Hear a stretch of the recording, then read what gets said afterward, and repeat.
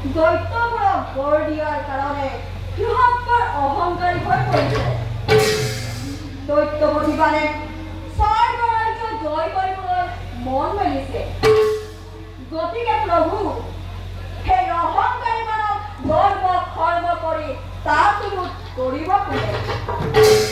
বাম শোণিতপুৰৰ ৰজা বাম তাৰ ইমান অহংকাৰ শিৱৰ বনত বলিয়ান হৈ তুচ্ছ জ্ঞান কৰিছে। বন সাহিত্যকী এই বিষয়ে আমি আলোচনা কৰোঁগৈ।